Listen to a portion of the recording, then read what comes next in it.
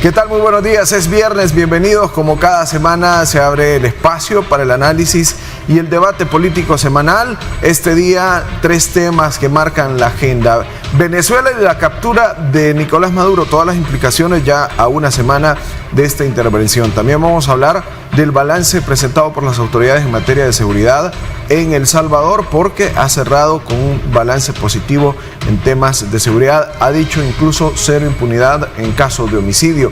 Y también vamos a hablar del Fondo Monetario Internacional. Los acuerdos con El Salvador, ¿se han cumplido? ¿No se han cumplido? ¿Cómo va esta balanza en torno a cumplir con todos estos acuerdos que habría dado como requisito el Fondo Monetario Internacional? Serán los temas que vamos a estar analizando en el programa de hoy. Ernesto, ¿qué tal? ¿Cómo estamos? Buenos días, Luis. ¿Qué tal? ¿Cómo estás? Sin duda alguna, pues el tema de Venezuela ha acaparado muchísimo la atención como eje principal de agendas de medios, ¿no? Sobre todo por todo el curso que ha traído, sin duda alguna, así será. Pero este día en esa agenda también nosotros tenemos que darle la más cordial bienvenida a nuestros paneles de esta mañana, a nuestros panelistas. Manuel Someta, analista, bienvenido, gracias por acompañarnos. Bienvenido, muchas gracias por la invitación, como siempre, para participar en este panel de los viernes. Un saludo a toda la audiencia. Bueno, también está con nosotros ahora la abogada Tania Pastor. ¿Qué tal? Buenos días. Sí, un saludo a la audiencia también. Gracias por la invitación y estar acá conociendo al doctor, nuevamente con el IC y por supuesto con toda la audiencia del Grupo Megavisión. Así es, agradecemos al doctor Héctor Hernández Turcios, también abogado de la República, por acompañarnos, disponer de su agenda para el tiempo necesario y darnos sus importantes aportes en el programa. Bienvenido, doctor, ¿cómo está? Gracias. Estoy bien, gracias.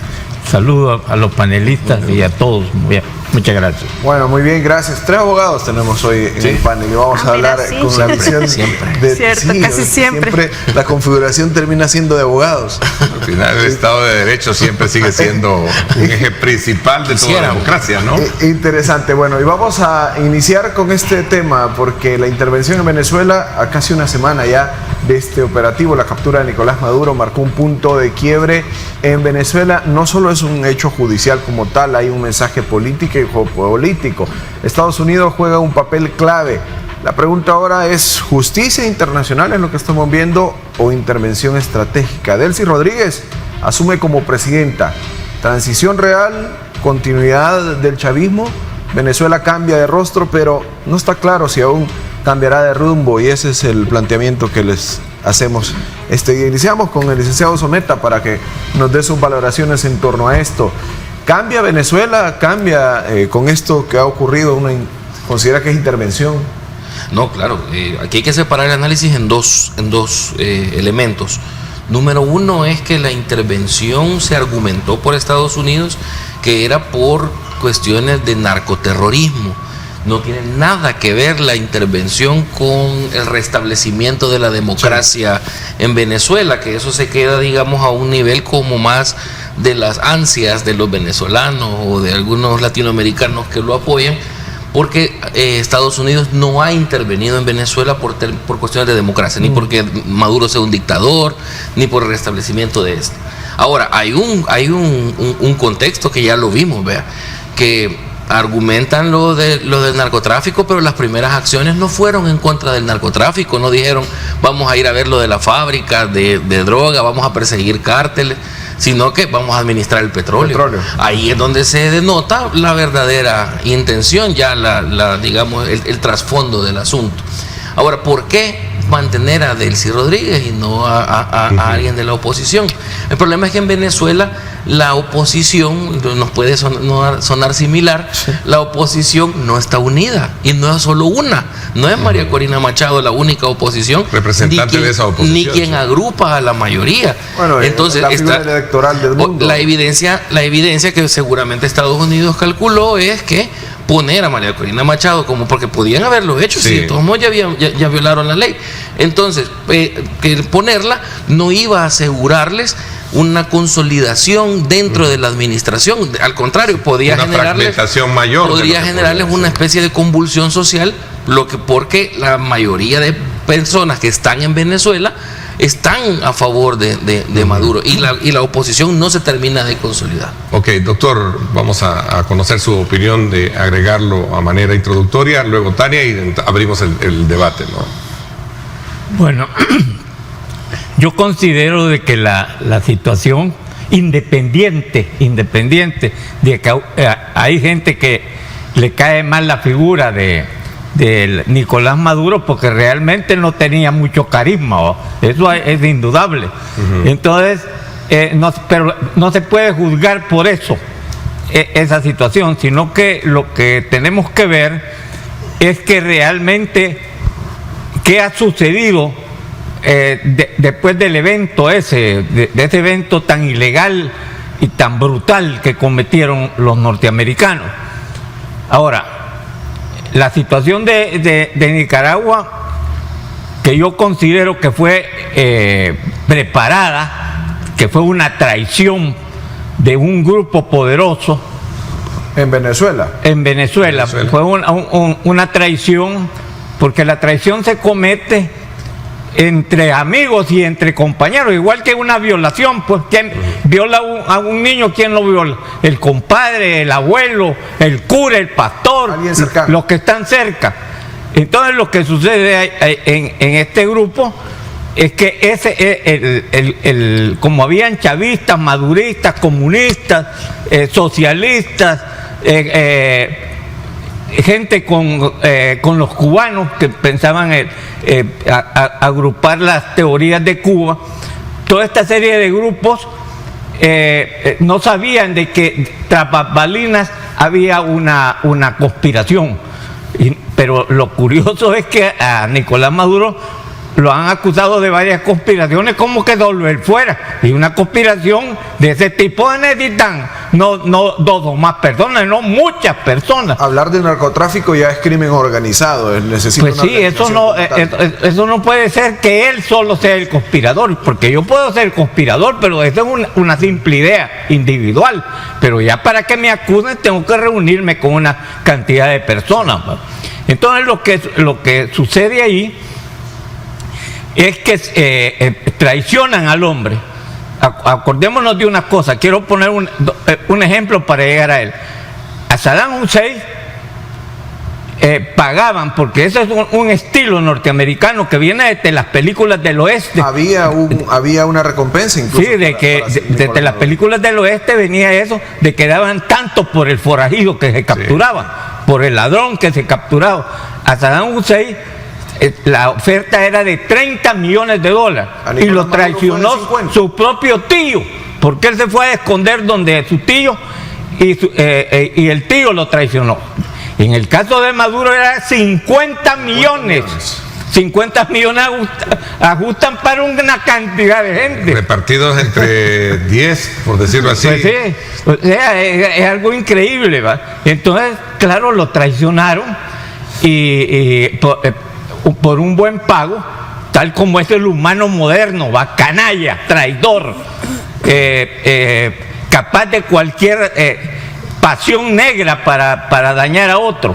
Entonces lo que ha sucedido hoy es que parece como que, bueno, como ustedes fueron, hoy vamos a vivir tranquilos en esta situación. Entonces pareciera, decía, traición a Nicolás Maduro y ahora una transición. Pues sí, es que ahí viene una serie de... Este hecho debe considerar, ha dividido al mundo entero, porque el mundo entero está dividido dentro de esta situación. Pero el problema que tienen hoy es que si ustedes ven el mapa mundial, por ejemplo, se va a los mismos norteamericanos están tratando de llevar la situación a Irán, ¿verdad? Porque allá en Irán, ¿qué es lo que sucede? ¿Cómo operan ellos? El caso más quirúrgico, que como dicen ellos, que han tenido es allí. Porque fíjense ustedes hasta dónde llega la situación, que incluso los cubanos que mataron, porque los mataron los mismos venezolanos, no es posible que un grupo, los avispas negras, que están entrenados y educados para matar, o sea, al tipo que se vivía antes, matemos o vamos a ser matados. Está claro que eran fuerzas élites de ambos puntos y la tesis es que pues sí, ¿cómo es posible que todo el grupo haya muerto y no haya caído ningún norteamericano? Eso es una tontería, es una cosa tan ilógica que es imposible creer. Ok, vamos a ver, Tania, ¿cuál es tu lectura? Sin duda alguna trasciende muchas preguntas, muchas dudas, todo este proceso al que nos va a llevar el tema de Venezuela. Yo quiero quizás comenzar por el final. En mi opinión, una moraleja para los corruptos en el mundo, especialmente en El Salvador, aquellos que se creen impunes, aquellos que todavía están cometiendo actos de corrupción o los que van a cometer en el banquillo de los acusados con una motivación, ya sea una... como en el caso de Maduro, que estaba esta recompensa, o simplemente por salir impune. Todos hablan, sin excepción, todos hablan. Y generalmente el que habla primero es el que sale bien parado y es el que traiciona es decir, siempre va a ser la traición dentro del círculo más cercano. El caballo de Troya siempre está, obviamente, donde ya sabemos que tiene que estar. Entonces, es en el círculo cercano en donde siempre va a surgir esa traición cuando esté en el banquillo de los acusados. Así que los que se sienten seguros en este momento, preocúpense de los que tienen cerquita porque son los que mañana los van a quemar. Eso por una parte. En segundo lugar, yo no encuentro un impedimento para celebrar la caída del dictador como para condenar la injerencia y violación al derecho internacional por parte de Estados Unidos en esta entrada. Porque creer que la democracia en su mejor forma y más bonita y elaborada, en la que creamos cada uno, porque al final todos la construimos, nuestra propia democracia, era la que iba a sacar a Maduro, yo creo que también es vivir en una burbuja en donde no podés aterrizar o sos incapaz de aterrizar digamos, el sueño, la aspiración, el valor que contiene la democracia a la realidad que estás viviendo. Venezuela era incapaz y eso fue demostrado el 28 de julio. Incluso los países que menos se pronunciaron ante todos los atropellos que cometió Maduro son los que ahora están condenando la injerencia de Estados Unidos, cuando nunca condenaron todos los atropellos, asesinatos, violación de derechos humanos que cometió Maduro. Es decir, una incoherencia total, porque también aquí en El Salvador están condenando la injerencia a Venezuela las mismas personas que hace 2 años o 3 años en El Salvador pedían a gritos injerencia de Estados Unidos para sacar a Nayib Bukele del poder. Entonces, allá al final es ese doble rasero de que mientras sea si usted piensa que aquel es corrupto, mientras seas mi corrupto está bueno, mientras seas mi dictador no hay ningún problema. Yo lo voy a condenar en tanto, igual que la izquierda, y con mucho respeto lo voy a decir, pero la generalidad de la izquierda protege a los más desvalidos en tanto compartan la misma ideología. Pero si son de izquierda que no comparten o que condenan en cierto punto los atropellos de Maduro, entonces ahí no hay que defenderlos. Esos son parias, como pasó en España con la diputada que dijo que eran unos parásitos y que se regresaran a su país. Esa es la izquierda que está condenada en el mundo actualmente. Pero este no es un problema de izquierda o de democracia. Estamos hablando de un problema directamente que tiene que ver con drogas, por lo menos eso es lo que se le ha tipificado. Es de todo un poco, porque realmente a mí me parece que sí hubo un cierto nivel de réplica de todo este plan. Yo sí soy de las que aceptan la tregua entre pandillas y gobiernos al inicio de del gobierno del presidente Nayib Bukele, por aquella inferencia que yo percibí en las declaraciones del fiscal general, que no se quiso meter a ello porque eso significa desvelar una parte importante del plan que si se reconoce nunca se podría replicar.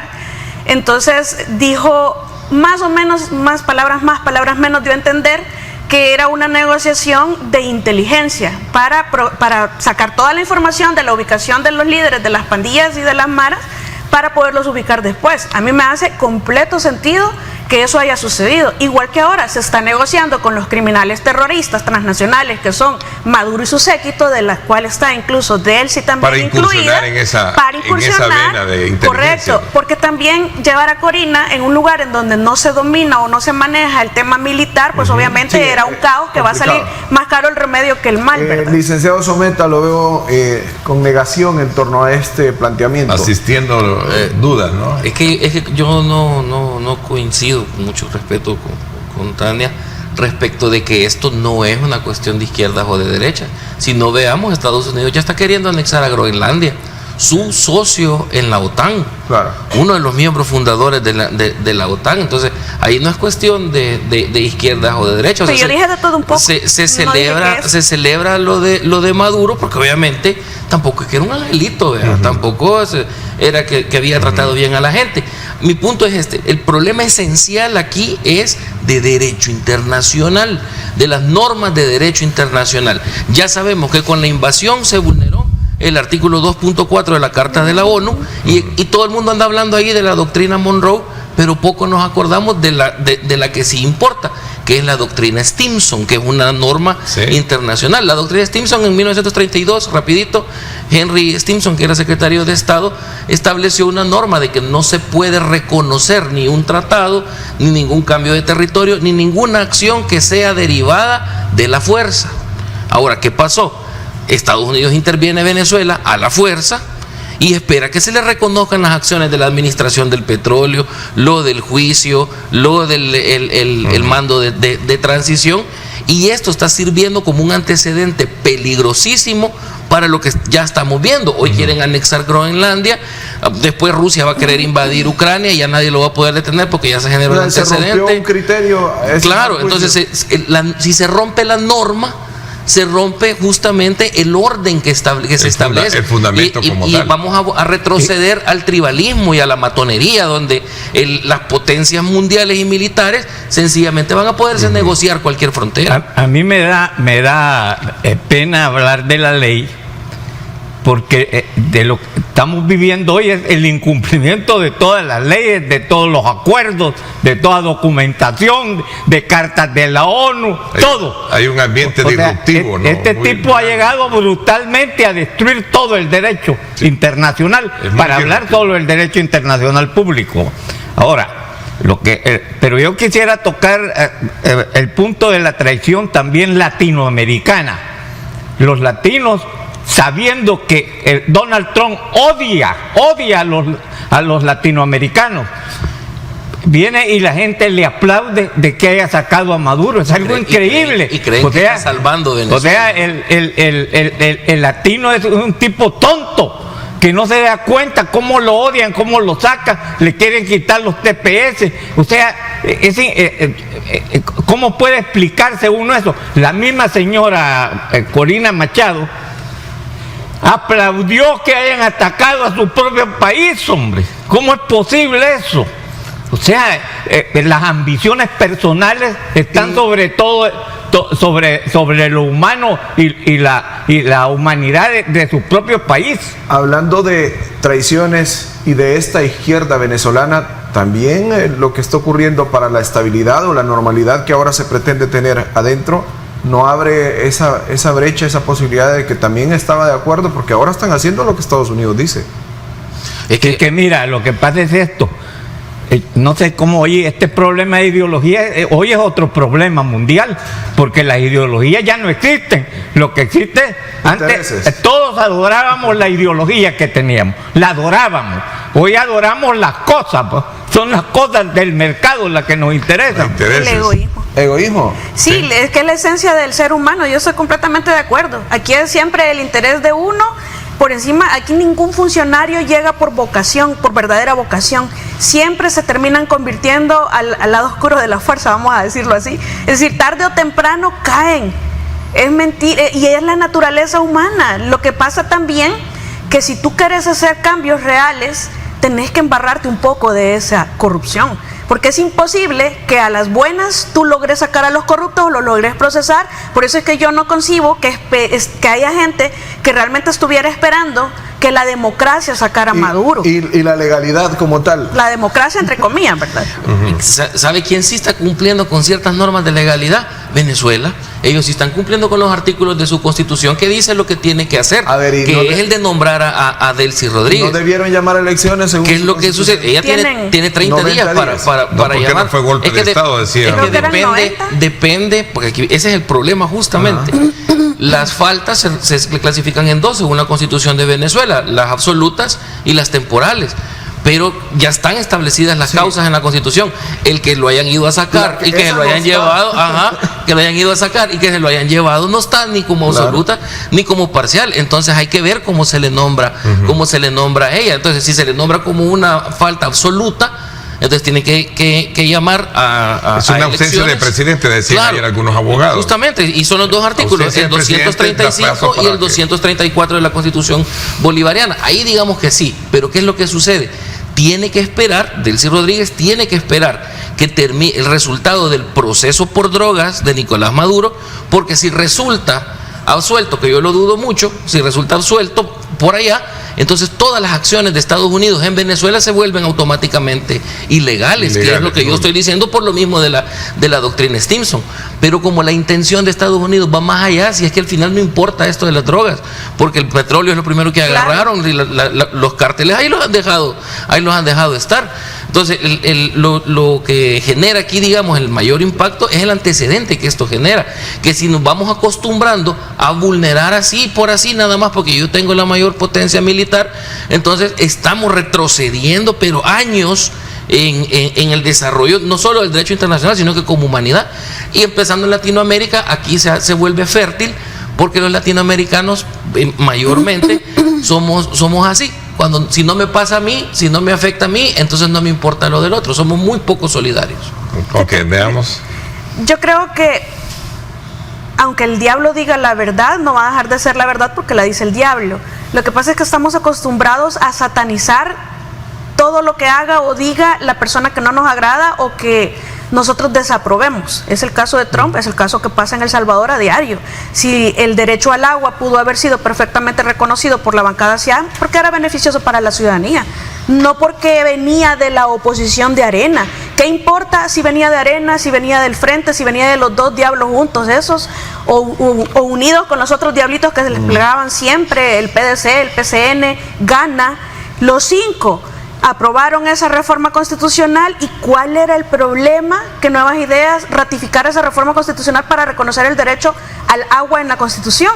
Lo que pasa es que venía de la oposición, pero eso no lo vuelve malo. Lo mismo pasa a la inversa. ¿Por qué la oposición no se logra perfilar como una oposición seria? Porque no logran reconocer las cosas buenas que hay en el gobierno, porque como es el gobierno, es diablo, es Satán, es lo malvado, porque yo lo desapruebo según mis concepciones, entonces lo voy a condenar por siempre. Eso no puede ser así. Yo no voy a condenar, a mí Trump ni me va ni me viene porque no es ni mi presidente, pero que voy a celebrar la caída de Maduro, la voy a celebrar así haya revivido el mismo Hitler a matarlo o a sacarlo, porque en algún momento yo voy a ser coherente con mi posición original. Hay que hacer lo que haya que hacer para sacar a ese señor de ahí.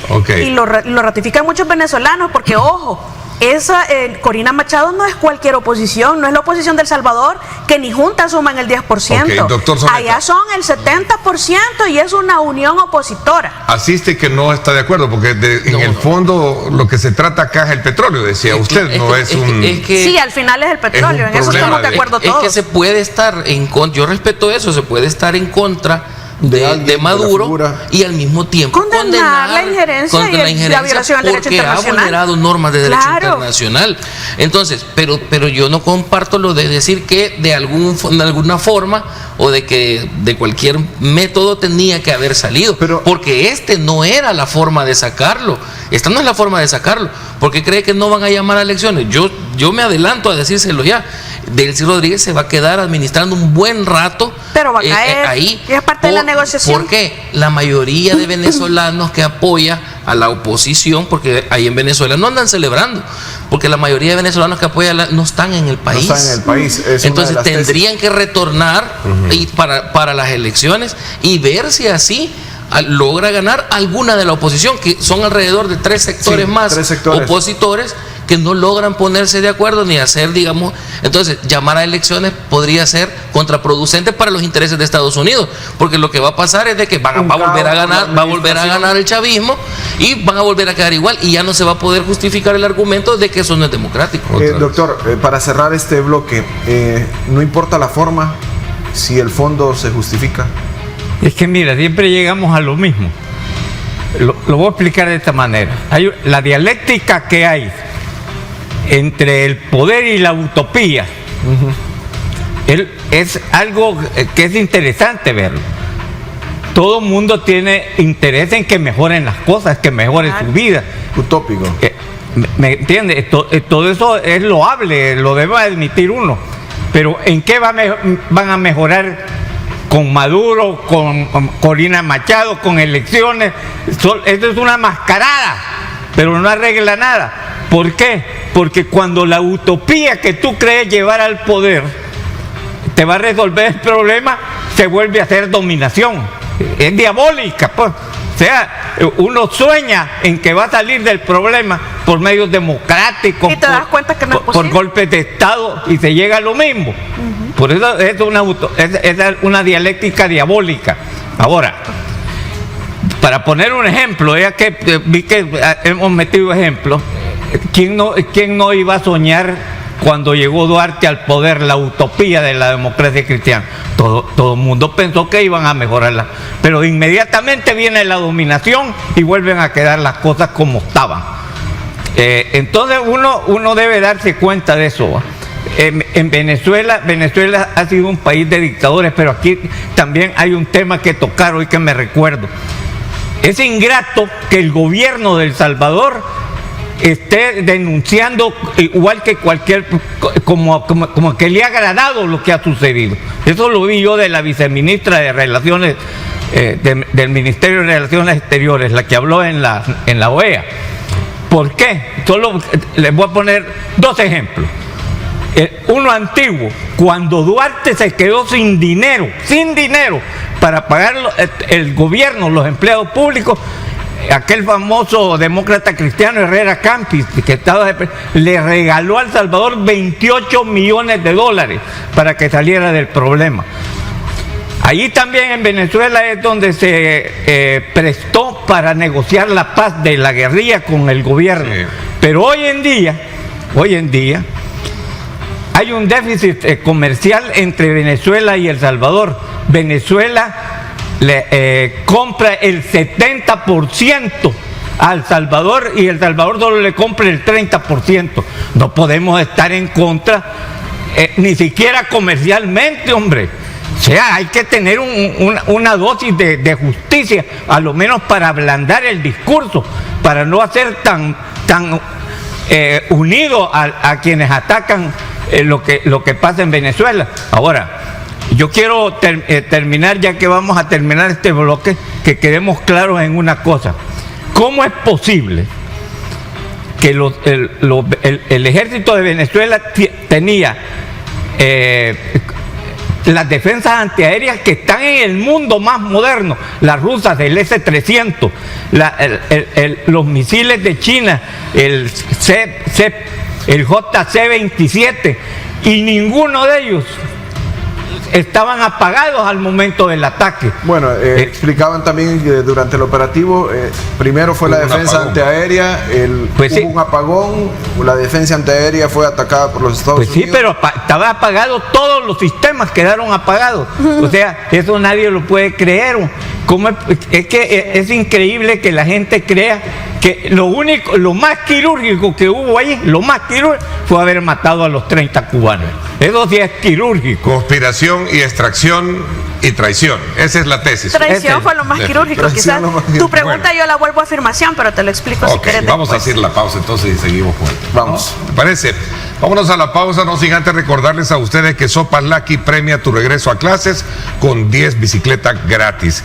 ¿Qué hacer para ganarte una? Corre a la tienda o supermercado y compra 5 Sopas Lucky, ya sea de vaso o también de sobre. Sube la fotografía a la publicación de la promo y etiqueta a un amigo invitándolo a que participe y listo. Sopas Lucky, el sabor lo dice todo.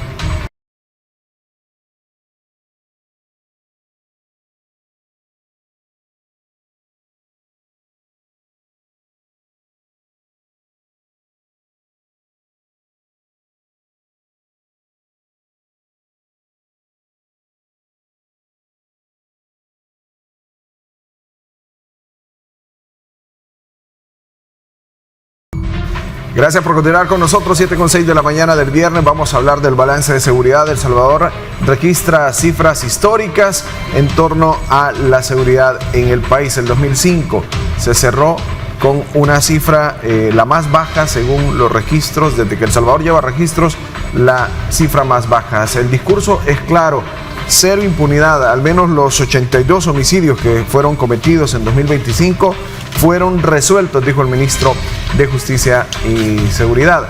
¿Cómo se pasa también ahora las preguntas para sostener esto de medidas excepcionales a una normalidad institucional?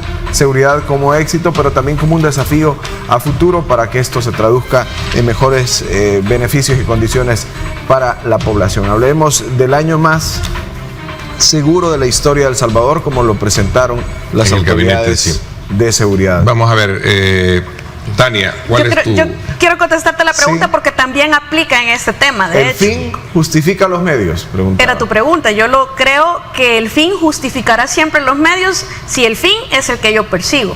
Porque eso es lo que yo he visto tanto en oposición como en oficialismo. Y eso se persigue, y también a nivel internacional, si es que eso es parte de la esencia del ser humano. Si el fin es el que yo considero correcto o el que a mí me interesa, por la razón que tú querás, pero ese es el fin que yo persigo, el medio no me va a importar. Pero mira, tanto... Pero es que el fin justifica los medios, es el dicho, refrán o principio, pero lo importante son los medios. Porque si uno no tiene los medios, no llega al fin. Claro. Ese es el punto. El problema es que en la actualidad lo que se está construyendo son los medios para lograr el fin. Independientemente de si cumple la ley o no la cumple, si yo llego al fin, lo voy a justificar. Porque aquí sí se pedía la injerencia de Estados Unidos para sacar a Nayib Bukele y para sancionar a El Salvador. Pero ahora está mal. Y eso es... dar resultados muchas veces. Por supuesto que va a dar resultados. Si el resultado eso es relativo. Si el resultado que vos buscas se da, pues obviamente el medio te sirvió. Pero el problema es que estamos construyendo medios. Bueno, el problema o la ventaja, porque tú puedes casarte con los medios existentes, que pueden ser anacrónicos en muchas de las ocasiones, o podés construir una nueva normalidad, una nueva visión, un nuevo mundo en donde los medios cambien y sean más permisivos para lograr legalidades más adecuadas a las realidades que vivimos. Tiene minutos de estar asistiendo que no está de acuerdo en ese planteamiento. No, lleva minutos haciendo asistiendo que vaya, el punto es este: nunca violar la ley puede ser un medio válido para cualquier fin.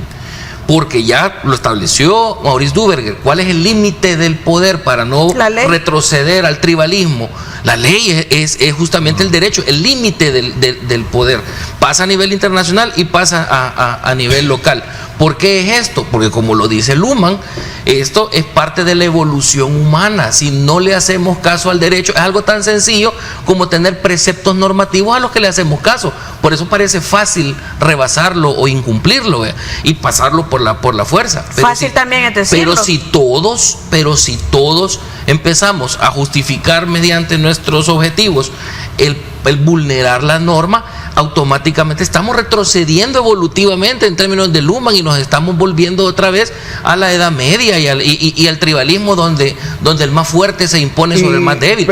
Ese es el verdadero antecedente. Creer que no ha sido así es también una ilusión. Entonces yo no estoy de acuerdo con que el fin siempre justifica el medio cuando el medio es justamente vulnerar la normativa. A ver, pero cuando estos medios no han dado resultados, el licenciado Someta... Solo aclaro que yo no he dicho eso, que él ha dicho. Sí, claro, pero que retoma como mío. Cuando estos medios, la gente nunca vio resultados por respetar la normalidad... ¿Cómo sacas a Maduro respetando la democracia? Entonces, no llega a que si se cumplen objetivos, la gente premia eso. Claro, en este caso, si estamos hablando ya del régimen de excepción, la gente no premia porque la gente necesita vivir. ¿Cómo interpreta usted este análisis, doctor? En el caso de Maduro es ilegal, pero en el caso del régimen de excepción, no, aquí sí se siguieron las reglas de la legalidad. Yo, tan amigo así de la ley, no soy, ¿me entiendes? No soy. Porque te voy a poner un ejemplo penalista. Cuando te llega una persona que ha sido o que está denunciada o procesada, le dice, dígame la verdad, le dice el abogado, dígame por favor cuál es la verdad. ¿Y para qué la quiere saber? Porque yo lo voy a defender y de todas maneras yo voy a ir a mentir, dicen los abogados. Porque los abogados defienden con mentiras, no defienden con la ley. Por eso Nietzsche, como filósofo fino, elegante para hablar, ¿qué es lo que dice Nietzsche? Si es que los hechos no existen, existen las interpretaciones. Claro. Y así es la ley. La ley está ahí, pero lo que existen son las interpretaciones de la ley. Un culpable igual lo va a defender.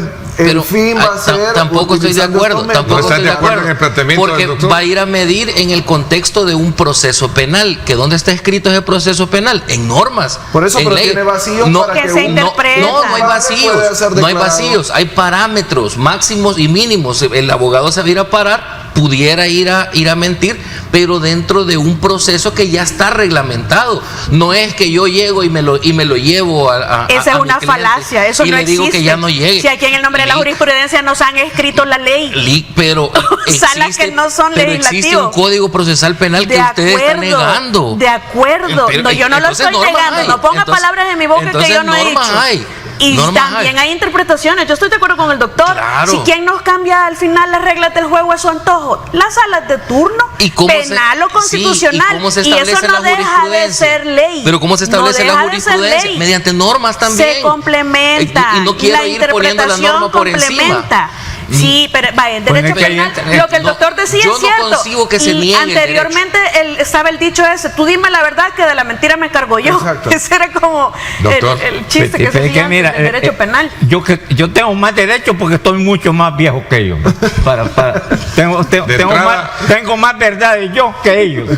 Mira, cuando yo era rata de juzgado y llegaba gente capturada de izquierda, ya había un juez determinado, un tal Valentín Jaime, me acuerdo, no sé si tiene hijos, que me perdonen, pero allí todos tenían que llevar al reo donde el doctor Valentín, porque los procesaba y los condenaba.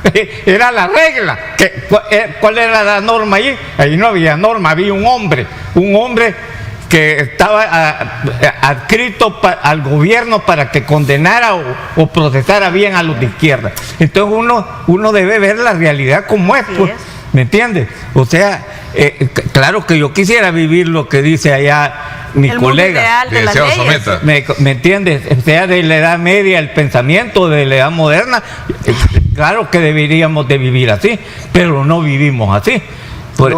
La realidad se impone. De hecho, eso abona mi argumento. Justamente esa forma de pensar, que por tener más tiempo no la hace más válida, es lo que nos tiene como nos tiene. Todos consideramos de que es fácil pasar sobre la ley y no debe de ser así. ¿Quién dice que todos? Por eso es que yo abogo porque se tiene que mantener el respeto a la ley. Se tiene que mantener, porque esto nos hace retroceder y nos hace caer en ese tipo de situaciones que son demasiado consuetudinarias y en donde el más habilidoso, el más fuerte, siempre va a pasar por encima del otro. Doctor. Como siempre ha sido. Es que eso, claro, sí, eso está bueno para darlo en una clase. Así es. En una clase así hablaba yo. Así de bonito como pero está diciendo de la cosa, pero ya cuando uno se enfrenta en los tribunales con seres humanos eso corruptos o ignorantes o tontos, lo que sea, ya el mundo es otra cosa. Uno debe entonces si los otros son incivilizados, yo también tengo que incivilizarme para encajar. Yo comparto eso. En lugar de ir y educar a los otros. Si vos querés hacer si cambios, me topo con un ignorante, lo educo. Es que si vos te topas con un gobierno que es corrupto, con una cultura humana de corrupción, tú no te podés meter con la regla de tenés que manejar un nivel de corrupción. Yo por eso no me meto a la política. Porque te permite. No, peligroso. No, eso es peligroso lo que ustedes está haciendo. Dice que lo estoy justificando y no lo estoy justificando. Le estoy dando un punto de comprensión a la realidad. Negarla es ilusorio, porque no podemos vivir en el mundo utópico de la ley y las ideologías y los valores y creer que la democracia del 28 de julio de Maduro lo iba a sacar del poder, o creer que la democracia de nuestras salas constitucionales iba a sacar a los pandilleros de matar a todos los salvadoreños. No podemos ser tan emburbujados que nos olvidemos que la ley se aplica a una realidad concreta. Legalidad. Pero voy a terminar, la ley se aplica a una realidad concreta. Voy a tratar de resumir el asunto que estamos discutiendo. Hay tres preguntas que se hacen en el derecho para enseñarlos en una clase. ¿Qué es el derecho? ¿Cómo es y cómo debería ser? 3 preguntas. ¿Qué es? Es el derecho vigente que defiende mi colega allá. ¿Qué es? ¿Cómo es? Que es distinto, ¿qué es a cómo es? Cómo es parte de la sociología jurídica, cómo se dan los hechos, cómo se actúa en los tribunales o en los bufetes profesionales, y cómo debería de ser, es lo que le está explicando. Claro, así debería de ser. Y todos estamos de acuerdo en eso. Deberíamos de ser buenos, deberíamos de ser educados, aseados, higiénicos, claro. Todo deberíamos, pero no somos así. Somos egoístas y corruptos. Pero no justifica hacerse a ese lado. No, lo que no justifica, pero te hace comprender para buscar alternativas reales y no de ensueño. Eso es para lo que sirve, para entender y buscar alternativas reales. O sea que para usted la teoría son cuestiones de ensueño. Son cuestiones de ensueño. La teoría claro son que cuestiones sí. de ensueño. Lo que tú tenés que, exacto, lo que tú tenés que buscar por siempre es un equilibrio. Lo que usted usa para defender a la gente en un caso penal es teoría, es la teoría del delito. No necesariamente. Eso no es una cuestión de ensueño. No necesariamente. Claro, porque yo llego al tribunal esperando que el juez me aplique el derecho y el juez lo que está aplicando es corrupción, amiguismo, clientelismo, miedo, ignorancia. Ustedes que son cristianos, Jesús lo resumió así. Ustedes dicen que son mis discípulos, pero no hacen lo que yo les digo. Esa es la realidad humana. Así es. Con la realidad. Así es. Y como marco. Choca con la esencia del humano. Para que al volver hablemos del balance de seguridad y cómo enmarca esto. Cómo enmarca eso es interesante. Cómo enmarca lo que dice la ley, lo que en realidad sucede y lo que ha sucedido el año anterior. Definitivamente. Vamos a la pausa y regresamos con más. Quédese con nosotros.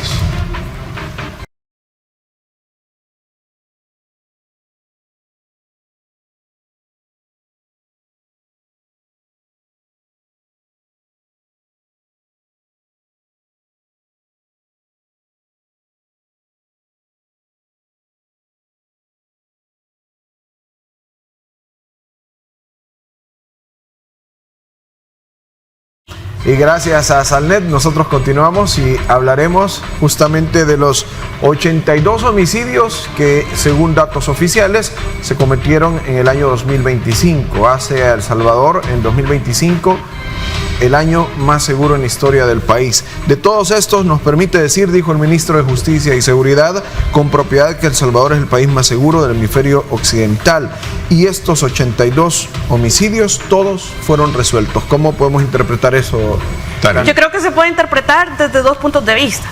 El primero, bajo la perspectiva del ministro, cuando habla que no hay impunidad por esos 85 homicidios, porque todos eran causas de intolerancia social o familiar, o en algunos casos también de alcohol, y que estaba involucrado siempre el alcohol, yo creo que tiene razón, porque si los 85 fueron procesados y las personas presuntas responsables 82. están siendo 82, fueron procesados y están todavía discutiéndose, podemos hablar, porque fueron capturados en flagrancia, que habría un máximo de impunidad.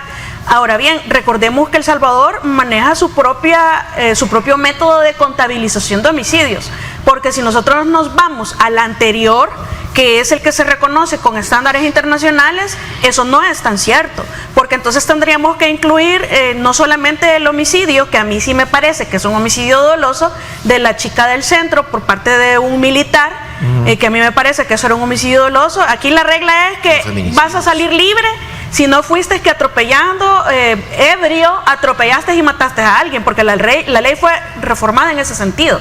Ya no hay libertad, aún y cuando se concilie, en los homicidios culposos cuando vayan ebrios. Pero si sos un militar y mataste a alguien, ahí sí podés salir si conciliás. Entonces ahí hay como un tema de... bueno, se puede discutir aparte. Por otra parte, si tú contabilizas además las muertes en centros penales, que muerte en centro penal implica muerte en tutela del Estado y que hay una responsabilidad que investigar, y que todavía tenemos un montón, como aquellos 155 originales en donde salió el fiscal general diciendo todos fueron muertes naturales y ya los investigamos, eso yo no lo creo. Socorro Jurídico dio cuenta de 473 personas que murieron en prisión bajo el régimen de... Tampoco creo en esos números, porque yo no, es decir, todos son sesgados.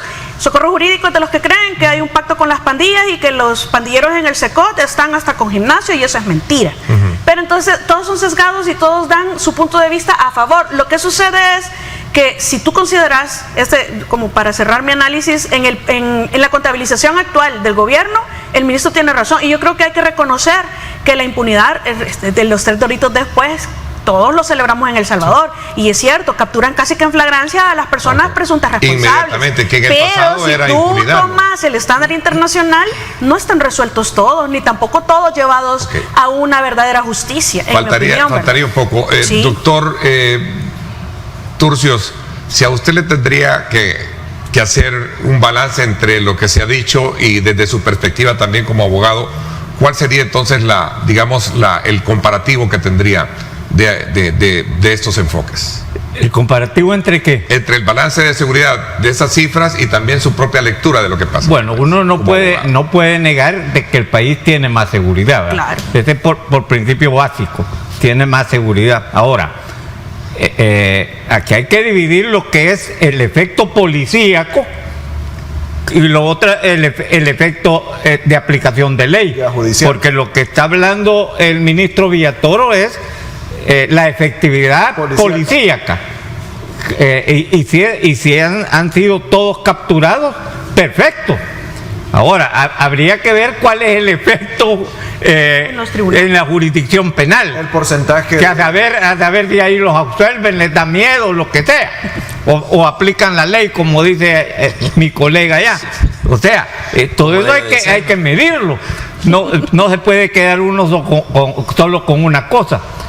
Pero yo sí creo que la seguridad ha mejorado. Ahora, la delincuencia común sí sigue, ¿verdad? Porque eso es robo a las personas, pero sin embargo también hay una gran disminución. Ahora, uno debe entender eso, que con la cantidad de desempleo que se está aumentando a causa de lo que aconsejó el Fondo Monetario Internacional, que siempre vienen a aconsejar. Y ya vamos a entrar al detalle del fondo, justamente el otro bloque, para hablar de esos mecanismos. Pero me entienden la diferencia que yo veo, pues. O sea, las capturas. Las capturas han sido efectivas. Sí, claro. ¿Verdad? Eso no lo puede negar. Sí. Y lo más curioso es que uno no ve la policía. Quizás andan disfrazados o andan de paisanos, lo que sea, pero porque uno no las ve. ¿Verdad? O sea, dice, bueno, ¿y dónde están? Pero sin embargo se han capturado esas personas.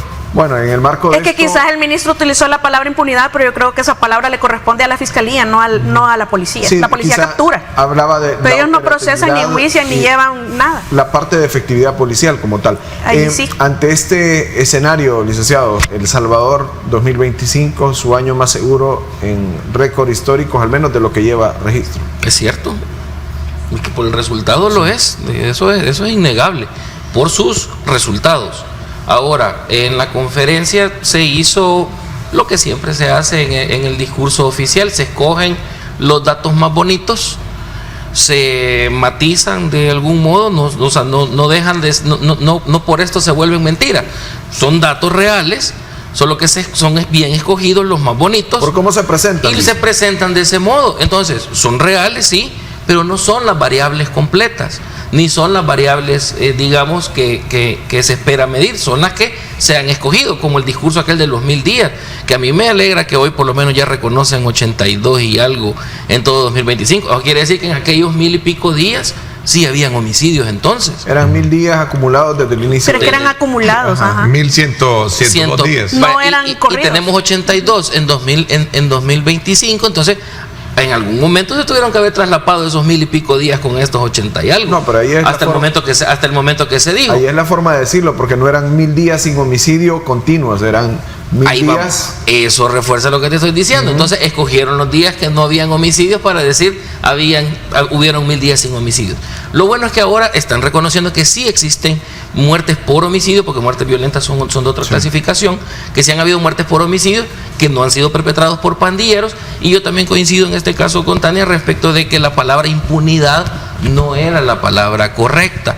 tal vez procesados o capturados en el caso de él. Porque recordemos que impunidad es cuando una persona logra librar el proceso penal por medios no lícitos. Ahí voy otra vez con la aplicación de la norma, que es necesaria, que ya las formas... Esa es la palabra que utilizaba también el ministro. Fueron resueltos, dijo, los 82 homicidios cometidos fueron resueltos. Claro. Pero en términos de captura, porque es que el Ministerio de Justicia no se encarga de eso, es la Fiscalía. Y los datos en todo caso los dan los juzgados. Sí, pero la Fiscalía habló de procesados. Claro. Es diferente. Es más, una condena para que esté firme, si estamos hablando de hace 2 años un homicidio, todavía no está firme. Entonces, eso de la cero impunidad es relativo dependiendo de quién lo diga y cuál es su perspectiva. Claro. Pensemos que es en relación a las capturas. Y yo creo que en eso ha sido 100% eficiente la policía. En ese caso sí. Entonces, agarré 82, declaro que son 82. Entonces me va a dar siempre el 100%. Claro. Y los que no agarré, no los declaro. Entonces así no se me salen de la estadística. Sí, pero ahí es bien difícil porque los homicidios sí se saben y todos estamos pendientes de los delimitadamente. El punto es que la impunidad bajo ese mismo número de casos de homicidios identificados ha logrado trascender y llevar al país. Por supuesto, si antes estábamos en un índice del 93% de impunidad. Antes te asaltaban y nadie sabía. Pero también era...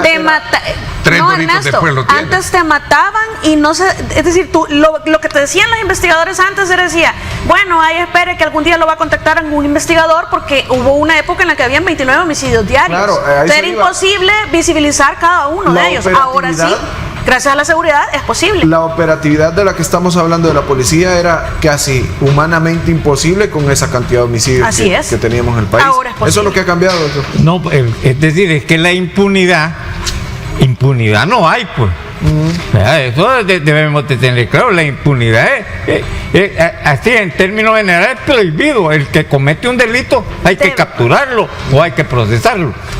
Pero como les digo, hay que hacer la diferencia entre la efectividad de una captura y lo que sucede. Ahora, en realidad en El Salvador hoy en este momento es difícil que las cosas queden impunes, ¿verdad? Por ejemplo, cuando no sé por qué tocaron lo del SECOT, ¿verdad? Que allí dicen muertes naturales. Bueno, tiene que haber muertes naturales, pues, ¿verdad? Y me imagino que ha de haber algún informe de que murieron. Porque ha de ser muy raro que alguien allí, porque ahí está criminal contra criminal. O sea, es como Rusia con Estados Unidos, que ambos tienen miedo. Allí, si yo soy un tipo criminal, otro criminal me tiene que temer, pues si no, no soy lo que soy, pues. ¿Me entiendes? Igual que cuando uno anda borracho, cuando está joven, yo también era peligroso, pues. Yo no tenía miedo porque yo era peligroso también.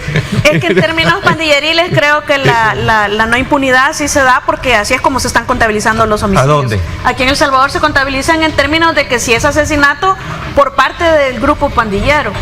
Pero como ya eso no pasa, entonces así están contabilizando los días sin homicidios. Pues pero sí. Si usted considera el estándar internacional, en homicidios se incluye el homicidio del militar, se incluye el homicidio, los presuntos homicidios dentro de centros penales. Pero cuando tú mencionaste todo homicidio violento. De que los que mueren bajo la custodia del Estado, como en eso se considera, en mi opinión, y según el estándar internacional, en un homicidio violento, que tiene que investigarse, por lo menos. Claro que se tiene que investigar, pero eso no está no puede ser culpable el Estado de eso, porque ahí se mata un humano con otro humano. Hay que hacer ese matiz. Lo que pasa es que está en la responsabilidad del Estado su vida, fiscalizar esa parte. Sí, quizás tiene razón el doctor, porque adentro de los penales también se matan entre ellos. Tú tocaste el tema del ejemplo del centro. En el caso no se habló de feminicidios así de manera per se. Es que de hablar de feminicidio no es porque se trate de una mujer la fallecida. Que unas causales, tiene que tener otras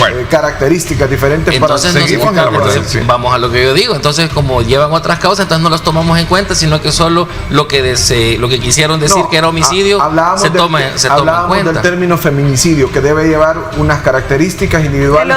Entonces, ¿y qué tratamiento le está dando el Ministerio de Justicia? ¿Como homicidio o como feminicidio? Es que homicidio es homicidio, ¿va? Justamente, entonces, claro, si ellos dicen no hay feminicidio, sino que todos van a ser homicidios, por ahí habían 50 feminicidios. Homicidio culposo. No, pero mira, ese feminicidio es un invento de las mujeres. El homicidio es homicidio. No, también hay hombres, doctor. Que lo sostienen. No vayamos pero a entrar a un debate era una de causal género, dentro del mismo homicidio, en mi opinión, ¿verdad? Pero sí me van a crucificar las feministas. Y al volver venimos con los requisitos del Fondo Monetario Internacional. ¿Se están cumpliendo? ¿No se están cumpliendo? Ya se presentó un informe sectorial. Se debe de hacer una reforma al sistema de pensiones. 2029 dice se acaban los fondos y no se toca este Luis, tema. Rápido, si no nos ajustamos el cincho, como decimos, ¿no? Rapidito antes de irnos, lo que se hizo con el régimen de excepción sí fue en el marco de la legalidad, yo lo quiero aclarar. Se hicieron las reformas, se invocó el 29 de la Constitución y eso sí está revestido de legalidad. Nos guste o no nos gusta el régimen, ha sido revestido de legalidad. Lo quiero separar por lo que dijimos al principio. Por el fin justifica la norma. Claro, esto sí fue con base a la legalidad. Ok, pausa y regresamos con más. Quédese con nosotros.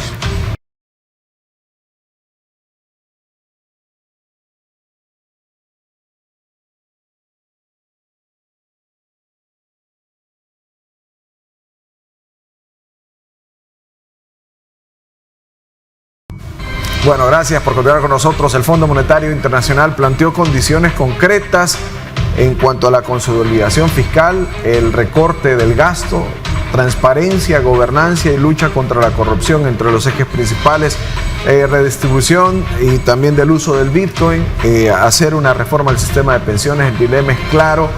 Este ajuste económico o sostenibilidad a largo plazo se puede sostener. El Fondo Monetario no gobierna, pero sí condiciona algunos de los aspectos. Y con eso queremos empezar.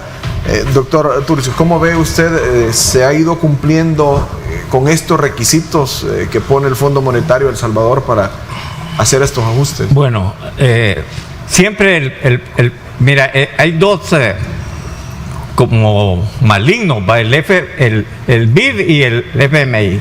Esos andan metidos hasta dándote préstamos que no necesitas con tal de que estés endeudado. Ahora, lo que pasa con el Fondo Monetario Internacional y El Salvador es que El Salvador necesita, no sé para qué, 1.400 millones. Y la única manera de chantajear o de obligarlos a que hagan algo para tener la gracia de que les presten esos 1.400 millones es hacer lo que el Fondo Monetario Internacional dice. Ahora, aquí viene el problema. Para mí el principal problema es lo que ellos le llaman estructurar el gobierno, ¿va? Claro que estabilizarlo, quitar la corrupción y todo eso es interesante y se debe hacer. Hasta muchos se han tardado. Pero el punto es que el Fondo Monetario Internacional está sujeto a las políticas neoliberales que vienen de Bush y todo eso. Incluso ellos andan introduciendo las ultraderechas, así como ha pasado allá en Chile, Bolivia, Uruguay, Paraguay, Argentina, que ya tienen sus grupos. Sí. Entonces, la situación es, ¿qué piden esta gente? En términos sencillos, bajar los empleados, quitar empleados, para que el gasto público baje. Pero hay otra situación, que eso lleva a 4 principios básicos que usa el neoliberalismo, que es bajar salarios, quitar empleados, exigir producción y deslocalizarse, o sea, cambiar todo. Pero estos tipos también a su vez amarran los créditos, porque ellos se introducen a un país y amarran hasta los créditos que te dan para comprarles a ellos mismos. Sí, ajustes tributarios también es otro punto. Todo eso lo hacen ellos. A ti nos han engañado con eso de ISO 9000, ISO 2001, que eso no sirve para nada, pero hay que pagarlo. Y hay que hacerlo. Pero lo que quiero terminar terminar con esto es que el Fondo Monetario es una forma de dominación extranjera hacia los países. Ok.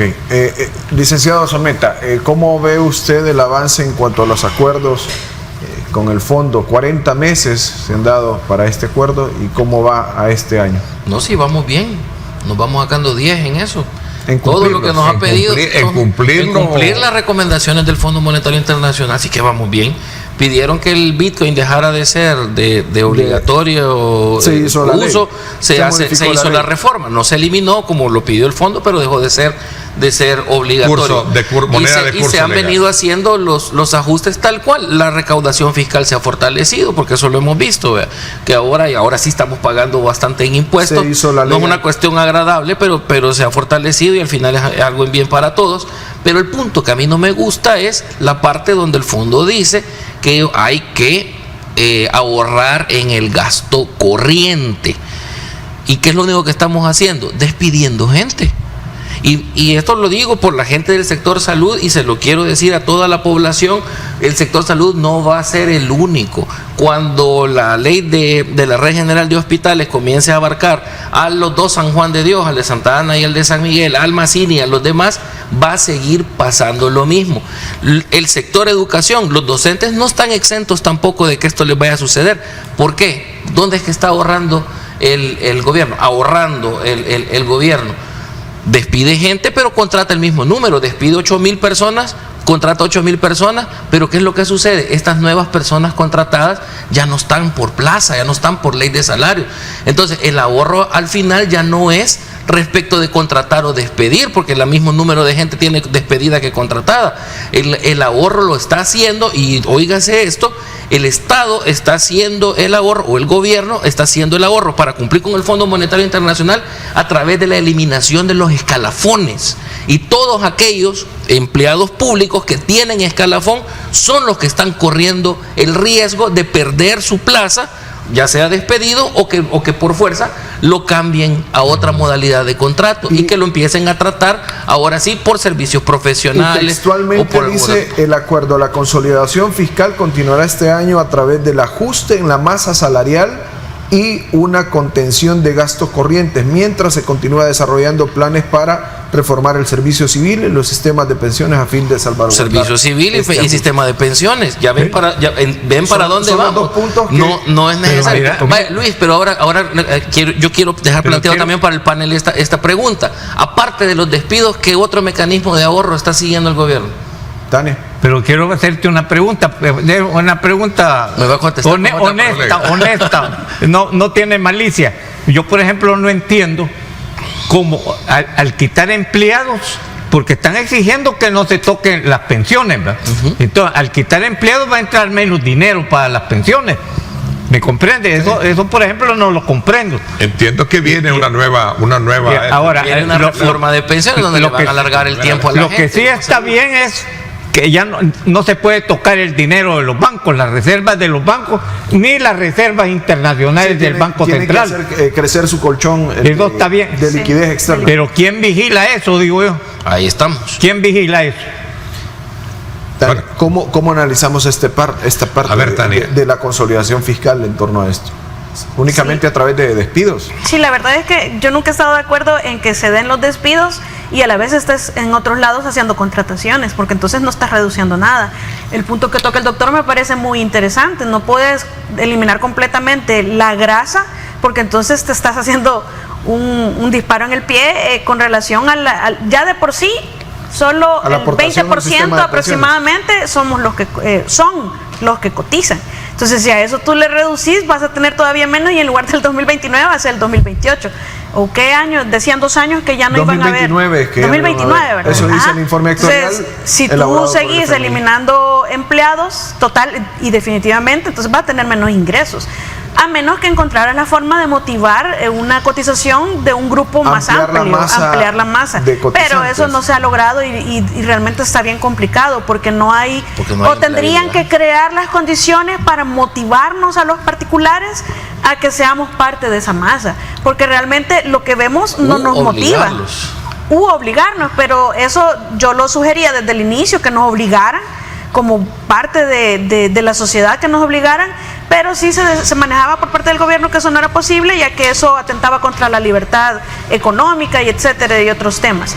A mí me interesa saber, o que alguien aclare si el punto del fondo era únicamente crear la ley o esperar resultados por parte de la ley, porque yo de verdad soy de las personas en El Salvador que espero con ansias el 30 de abril para ver si de verdad se está cumpliendo la ley que crearon para cumplir con la medida que les estableció el fondo.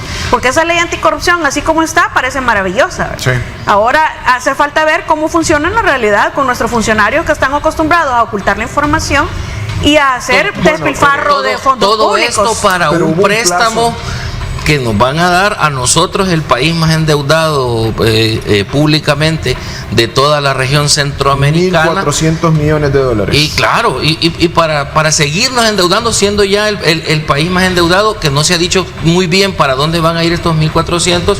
Para estabilizar la macroeconomía, estabilidad financiera y mover reformas estructurales. Es que un concepto hay que ponerle, igual que cuando le prestan pisto a uno, algún concepto hay que ponerle. Al punto que yo voy es que ¿quién está pagando este precio? Siquiera los requisitos lo está pagando la gente. ¿Quién va a pagar el préstamo? La gente está pagando el préstamo. Y esto tiene un costo político, que es a lo que yo voy. A eso lo quiero detenerme. Vamos a la pausa y volvemos analizando. Pero me da la palabra. Porque esto tiene un costo político y alguien tiene que asumirlo. En algún momento tenía que asumirlo. Una reforma al sistema de pensiones que seguramente golpeará a la masa de contribuyentes, también tendrá un coste político. Bueno, de hecho tú hablabas de, ¿qué es lo que se busca? Es corregir, según la versión oficial, esos desequilibrios macroeconómicos, ¿verdad? Okay, y cumplir con todo esto. Vamos a la pausa, no sin antes recordarles a ustedes, las disculpas del caso, un poco mal de la garganta. Sopas Lucky premia tu regreso a clases con 10 bicicletas gratis. ¿Qué hacer para ganarte una? Bueno, corre a la tienda o supermercado y compra 5 Sopas Lucky, ya sea esto en vaso o en sobre. Sube la fotografía a la publicación de la promo y etiqueta un amigo, invitándolo a que participe y así, listo, Sopas Lucky, desde luego el sabor lo dice todo.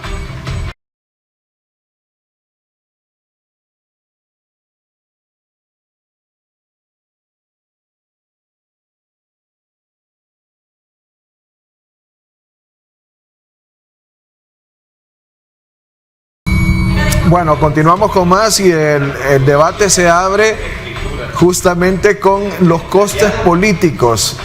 Continuamos con el análisis y los costos políticos que aquejan o que conllevan cumplir con los requisitos del Fondo Monetario Internacional. Deberán haber costos políticos, licenciado, decía. Claro que sí, los van a asumir, sobre todo porque tocabas un tema, el de elevar el caso de la edad para pensionarse, que es un tema frágil, sensible, que traza un eje de costos electorales. Dos puntos. Número uno, la ley de la red de hospitales que ha provocado estos despidos, aunados allá a los del sistema judicial que se hizo, que fue el primero que se hizo, y al de los docentes. ¿Quiénes hicieron estas reformas? Porque por ahí los quiero llevar. ¿Quiénes hicieron estas reformas? Los diputados. ¿Está contento usted con esas reformas? Porque aquí no hay que enojarse con el presidente, las reformas le hicieron los diputados. ¿Está contento usted con esas reformas? No. Entonces, ¿qué va a pasar? Va a tener una repercusión. Viene esta, después viene la reforma de pensiones. ¿Quiénes van a aprobar esa reforma de pensiones? También son los diputados. Entonces, ¿qué pasa? Estamos confiados en que esta reforma de pensiones se va a ir así otra vez con dispensa de trámite y sin ningún tipo de análisis. Yo creería de que el costo está siendo demasiado elevado para cumplir con los requisitos del fondo y luego para pagarle al mismo fondo, porque para pagarles que se va a hacer la reforma de pensiones. ¿Qué podemos esperar de una potencial reforma de pensiones?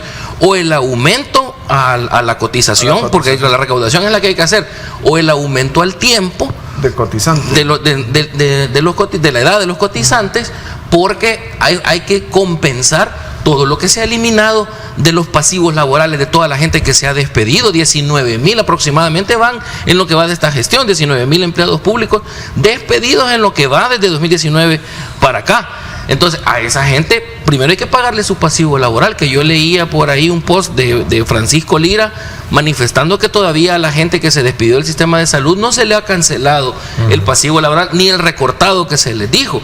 Entonces, esto definitivamente va a generar un descontento en la población que se puede trasladar en puede, porque la oposición no está capitalizando esto. Claro, Tania, la oposición no está haciendo nada para esto, pero puede capitalizarse. Tania, por eso digo yo que es necesario, Luis, con esto termino, es necesario que se rompa esa supermayoría en la Asamblea. 16 diputados que ingresen van a obligar a que se discutan las leyes.